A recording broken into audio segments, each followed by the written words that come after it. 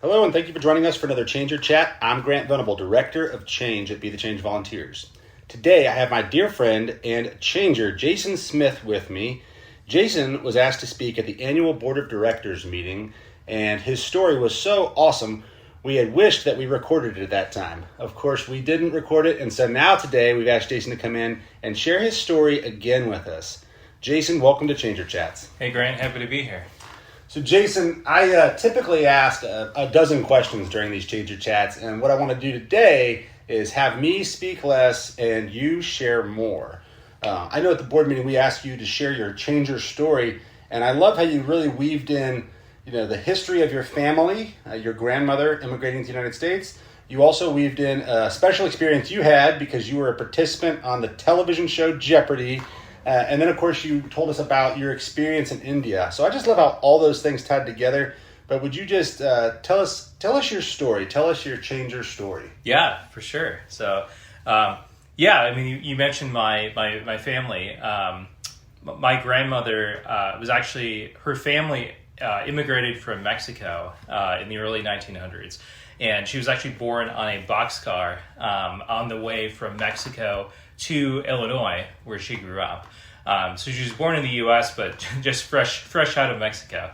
And she really focused on the value of education because her family went through some hard times, obviously being immigrants in the early 20th century. They faced, a lot of economic hardships. They faced, I think her sister passed away early, who she was really close to, and so she had to support her family.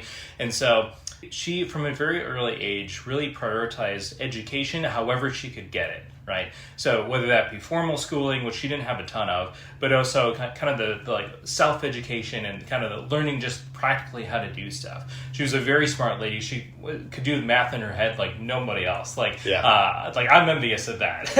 And so as she settled down and had a family, she kind of instilled that importance of education in my dad's life and his siblings. And so, and that kind of carried through on to me as well. So my dad was the first in his family to get a college degree, first to go to college. Oh, wow. So, he was really proud of that. And then his parents were probably even more proud of that. So, and that kind of passed down to me and my sister as well. It was that importance of education. It's like however you can get it, right? So there's formal schooling, and there's also how can you continue your education with yourself in the driver's seat, right?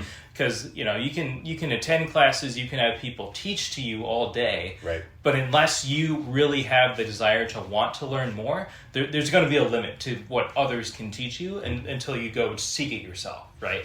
And so, growing up, I grew up in the Midwest, in western Wisconsin. At the time, they had a great public school system. It was fantastic. And I really benefited from teachers that really cared. And they really kind of poured themselves into their students. Most of my teachers, I hit the timing just right. They had been there for 15, 20, wow. 30 years in their career. They knew what worked, what didn't, and they cared. They had weeded out all the people that didn't want to be there. So I got lucky in that aspect as well. And so I had some very good teachers who taught me not only the information I needed to know, but also how to get the information that even they didn't know, right? How to keep seeking that information. And that really stayed with me. I was actually, ironically, voted in high school the most likely to appear on Jeopardy, which I laughed. I'm like, oh, that'll never happen. And so fast forward to 2022, right. And I got the call. I had taken the audition for Jeopardy, the online test. Yeah. And they called me and they're like, we'd like you to do an audition via Zoom, because it was still COVID protocols at that time. Uh-huh. And so I took the audition, and I kept progressing through the different steps to be on Jeopardy. And finally they said, yeah, ready to go on the show. Let's go on the show. And I was like, wow, it's come out of nowhere. Yeah, so it's happening. Yeah. And so we taped in March of 2022. And I was like, I don't know how I'll do in here, but I think I've got a good shot. Mm-hmm. I met my competition before we started the taping. And one guy in particular, Ryan Long, really stood out. I'm like, this guy knows so much about everything. And he didn't have a ton in the way of formal education. He is one of those people, again, that really invested in self-education. I mean, he had read all the classic novels. He knows so much about so many things just because he was a curious person. And he had that curiosity that drove him to like gather as much information as he could. And so when we played our Jeopardy game, it came down to me versus him in kind of a back and forth game. He ended up winning. He hit a couple of well-timed questions, and then he blew me out of the water with the final question, which was about a classic novel 20th century author. So that was right in his wheelhouse. And so I was just in awe of how he really utilized kind of that thirst for knowledge to really change his life on Jeopardy and illustrate to everyone. It's like you don't need to come from this like pedigreed, greatest school background, which I didn't either. I got lucky with good schools, but it really kind of illustrated for me like how important one kind of the baseline education is, and then also like self-education on top of that. No matter what your resources, and anyone can do it. So that was a life-changing experience. That really kind of highlighted how important education was to me and kind of like connected to my whole family background. And so how does this relate to Be the Change, right? So, well, I got connected with you, Grant, right. And Be the Change, and you focus on education throughout the world, you know, in diverse places all over the world. And I said, wow, this is really interesting because Be the Change is providing that the very basics that these kids need, no matter where they are, no matter what their circumstances, to get that kind of core of knowledge, and also how to learn, how to study, how to be successful. And if they have that drive to learn more, that thirst for knowledge and that desire, they can go from there, but they have to have those basic resources. So I was really inspired by that mission. And just randomly, I saw that you guys were looking for volunteers for the India trip in October of 2022.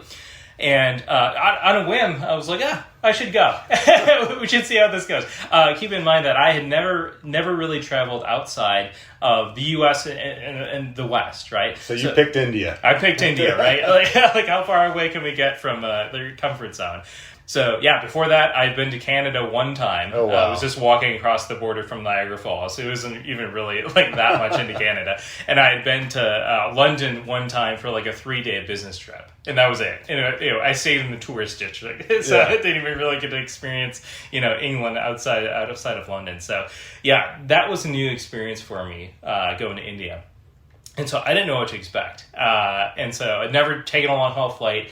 I'd never been, outside of a like non-English majority speaking area, right. And so it was an experience that I struggle to describe like how I felt, but it was life changing, and it felt even better because I wasn't going as like a tourist to like see new things and enrich my own experience. I was going to serve others, and like that's what made it really rewarding. I don't know if I would have done it if I would have just been like offered a trip to India and be like, I don't know, like what would I do there? I mean, it's some cool stuff to see. But being able to serve at a school, being able to interact with the kids that we did, with the teachers that we did, with the community that we did, that really was the most rewarding part, because I could see how invested those kids were in their own educations, which was really filled me with joy. How invested the teachers were to be there, because being a teacher in rural Assam, India, is not the most lucrative job, right? You got to want to be there. You got to want to pour yourself into these kids. And then the administration, boldly taking a stand and say, we're going to fund a school here, and we're going to overcome the challenges of this area, and even of the lack of value for formal education because it's not ingrained in their culture long term, right? So a lot of folks in that culture, like, it doesn't make sense to get an education where you can continue the agrarian or tradesman lifestyle that your family has always had and have a comfortable living. And why invest in education? Because, what difference will it make? Exactly. We get those questions sometimes when we do interviews with parents and teachers. With parents and students, not necessarily the teachers. Yeah. We get those questions when we do interviews with students and with parents because they say, even the guys who finish school are still taxi drivers. Even the guys who finish school are still farmers. Right. And two things. One is we tell them just what you're talking about. It's a better quality of life. Being able to have the option to read a classic novel and understand it. That is a better quality of life. But we also tell them, if you get a good education and you become a farmer like your father, you will be a better farmer because of your education. You will operate better in the marketplace because of your education. Yeah. And having that base of knowledge, having that background in discerning information and telling, what's true or what's probably true based on what you know, based on is somebody trying to pull one over on me, right? Yeah. Like that's an important life skill. Yes. And one of the ways you can get there is through, education, self-education, weighing what you're hearing versus what you already know. And does that line up? Or are they trying to pull one over on me? Are they trying to take advantage of me? Are they trying to sell me something that, isn't necessarily true? And I think no matter what your walk of life, that's a valuable skill, especially in India, in the world's largest democracy. You've got 1.2 billion people trying to make a democracy work, and they've been doing, a decent job of it for, over 70 years. Yeah. So something's got to be working right, but I think it's the focus on education there. And so the more we can get that education into those rural areas which aren't used to it, urban India is pretty well educated and literate, but in the rural parts like Assam, there's still some ways to go. And so I think that's where the mission of Be the Change really resonated with me. It's not, hopefully it's about finding better jobs for these folks, because a better job is the most direct way out of poverty. Right. But even if it doesn't, it's still worth doing. Right. It's still worth doing for them. It's still worth doing for their country, and it's still worth doing for the world, because the world benefits from a more educated person, right? And having the resources to take advantage of those opportunities when they do come, right? So if I'm a farmer and I'm educated, right, I'm going to hopefully be curious about new technologies, that I can implement to increase my crop yield, right? And be a better farmer because I know how to seek that out, right? Or if an opportunity comes along in a different sector, I can weigh that. It can be I have the opportunity to take this job or continue farming, or maybe do both, depending on the situation, right? And so being able to take advantage of those is really important in that kind of economy, and in our economy too. I'd rather be more well-educated in our economy. Right. And so if, my line of work all of a sudden, goes into a recession, I can be I can pivot. Right. I know something about something else, right? And so that's really important. And I think that diversification that comes with knowing a lot about a lot is definitely something we should invest in no matter where you are. Yeah. So Jason, let me get you to talk a bit just about the experience as a volunteer in India. And you're perfect because you don't have any other trips to compare against. Yeah. You've just got India, and India is uniquely different from project partners like our partners in Peru who own a ecotourism lodge. In India, of course, we slept at the school. There are no hotels. So just walk us through, we can skip Delhi because we get off the plane in Delhi, we stay overnight in a regular hotel for the most part, and then we get back on a plane, but we fly to Bagdogra, West Bengal, and from Bagdogra, West Bengal, we travel to Assam. Just tell us about that experience, any special stories from getting there, and realizing, I'm going to be on a vehicle, a train, I'm going to be on a boat. I'm going to be sleeping in a school. Talk to us about it.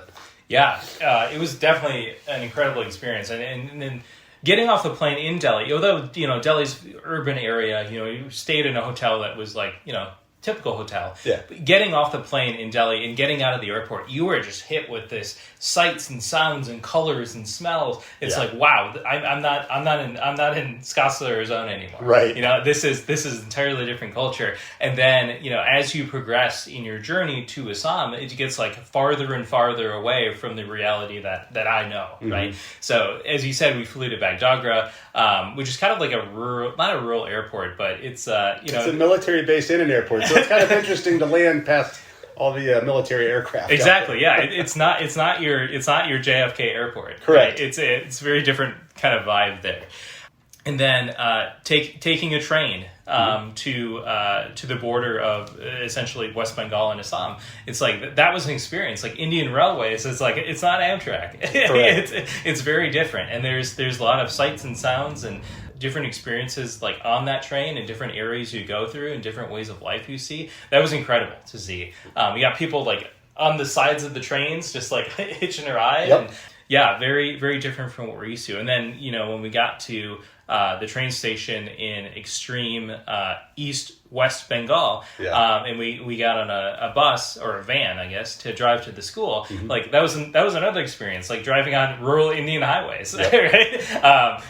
Cows crossing the road, you have to stop for them, and going through checkpoints. And of course, Assam, is so close to the international border with Bhutan as well, that there's another element of like, the Indian Defense Forces are kind of all over the place. Right.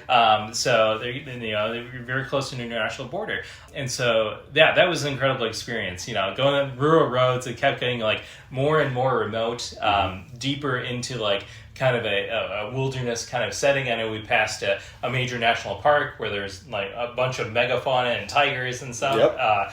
And so, yeah, and getting to the school and seeing how glad they were that we were there, it was really cool. I would not have expected that. Yeah. So they don't get a lot of outsiders. They don't get a lot of visitors, especially in that part of India. It was quite a welcome. Yeah, it was quite a welcome. So, yeah, they put on, various cultural ceremonies, and it was just like, wow, I've never felt like more of an honored guest.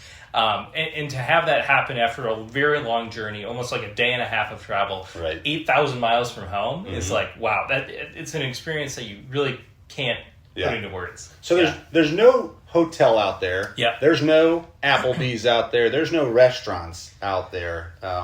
Other than you got to kind of know who makes the food if you want to eat out. Yeah, totally. And go find it. But for your experience as a team member, you walk into a rough brick building that's clean, but you see where you're going to sleep. Tell me about that, and tell me about the eating arrangement. Yeah, I didn't know what to expect. So, we got to the school, and we were staying at the school. I knew that much. And so you could tell that they had prepared for our arrival, and they were very excited for it, because they ushered us in to a room, guys in one room, ladies in another room, a bed like all completely made. The room was swept clean. There were the mosquito nets over the bed, because mosquitoes and malaria are a big concern there, especially if you're not native to there. So like they had prepared for us. Right. It was very like, wow, like they knew we were coming, they cared we were coming, and like I feel really welcome here. They had like a table set up, and every day like they prepared food for us. Our partners and also the folks at the school prepared food for us. We ate as a community, which was great. So we would kind of talk about what the day held. We would, if it was evening, we'd kind of debrief from the day.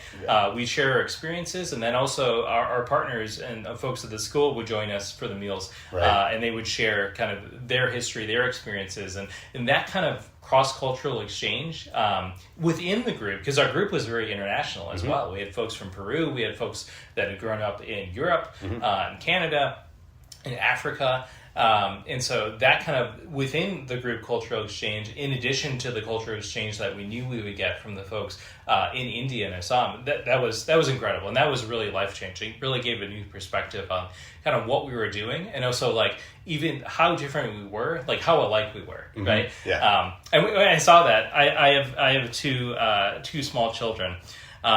And we went and visited the what would be equivalent to the kindergartners one morning when they were starting class, and those kindergartners were acting just like my kindergartners at home. It's like kids are kids everywhere, and it was so great to see that. They were so happy and full of life, and it was just great. And then I got the opportunity to FaceTime my kids, and then interrupt the class for about 5 minutes and have them talk on a FaceTime to the kids that were sitting in class, and they both sides of the call were just like filled with joy, and they're like, oh cool, we're getting to talk to someone from the other side of the world, right? It was astounding. It was a great experience.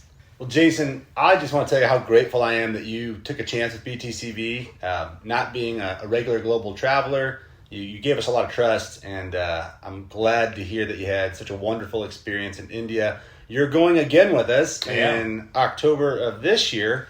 And so it'll be exciting to see the progress that's been made at that campus. That's one of the best parts about BTCV is we keep long-term partnerships, and it allows us to go again and again, kind of see the progress of a school, see the growth of a school. And it's fun to watch the kids grow. You know, It's always great when you get to meet a kid and watch them go all the way through their education. So we're totally looking forward to having you join us in October. But thank you. Thank you so much for sharing your Changer chat with us, your Changer story. We are looking forward to India this October. So thank you for speaking with us today. Thanks, Grant. Yeah, I'm excited to go back and see all that we've invested in that campus and continue to grow it some more. Awesome. If you like Changer Chats and you'd like to hear more Changer Chats, or if you'd like to sponsor a volunteer like Jason, please make a donation at www.btcv.us. Thanks, and be the change.